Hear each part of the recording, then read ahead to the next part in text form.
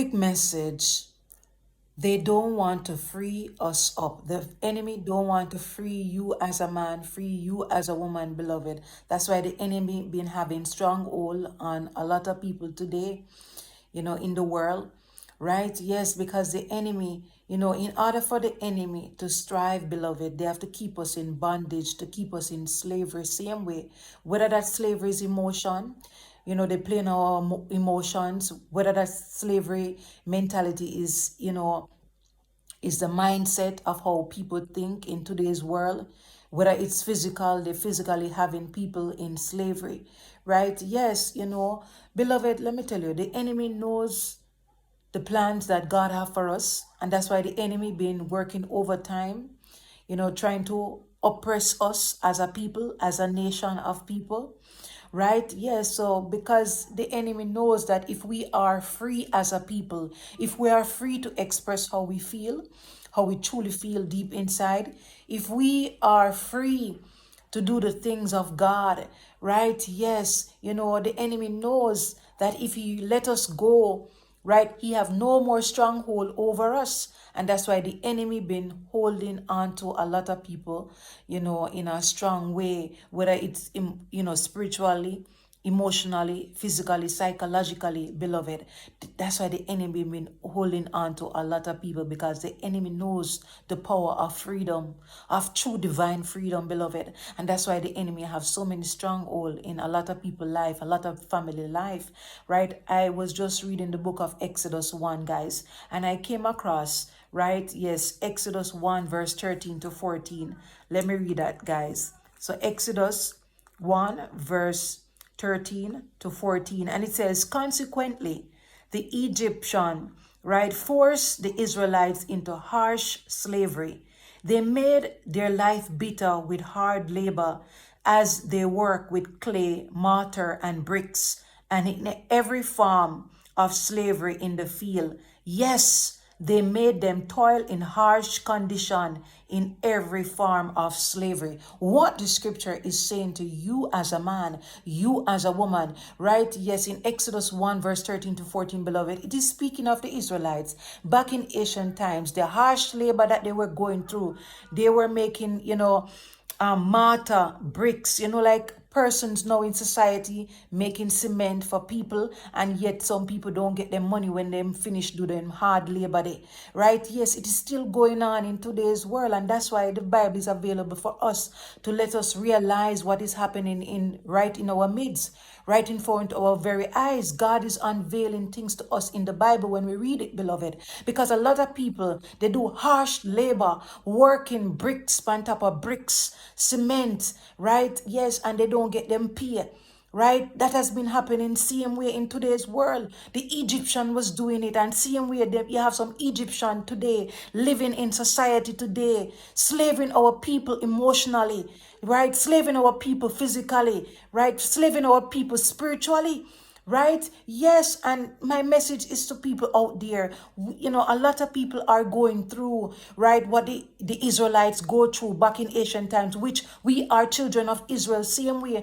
and we still is going into that bondage. We still have that, slavery, the slavery days long time ago, right? It still exists in today's world because we are not free. We are not free people. We still have Egyptian who have the stronghold in society, bondage of our people, our nation of people, right? So people are still living in bondage here, still living in slavery same way, beloved, right? It hasn't gone nowhere, beloved. It just concealed in a different way, beloved. So I'm just here to tell somebody today that this book of Exodus, I want you to read it, guys. Read it for yourself. Let God unveil things to you, beloved. All you have to do is just pray about it, and he will unveil it to you, because right here in the book of Exodus 1 verse 13 to 14, it speaks of the Egyptian, which we still have Egyptian today in today's world. They might not look like how, the Egyptian was looking back then, but we still have Egyptian,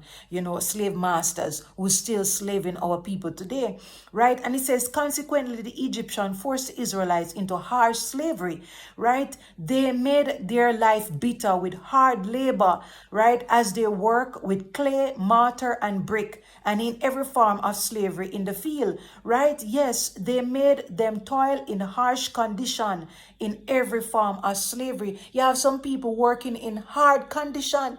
Like I see people in Canada, right, where they had this story came on the news recently where people are living in harsh condition. That is slavery same way. And then people who is overseeing them, they are the Egyptian.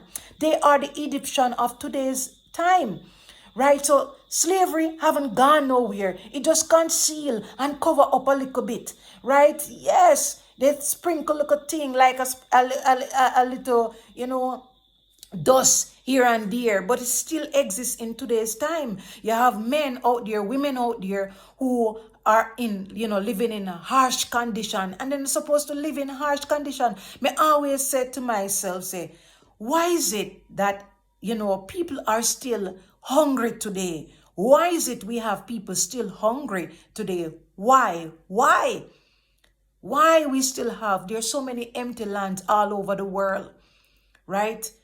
God still bless people with a lot of crops and stuff like that, seeds. Why not give the seeds to the people who want to farm, who want to, produce things, right? Yes, they're keeping us in bondage, same way, beloved. We're never free, none at all. We are not free people, none at all.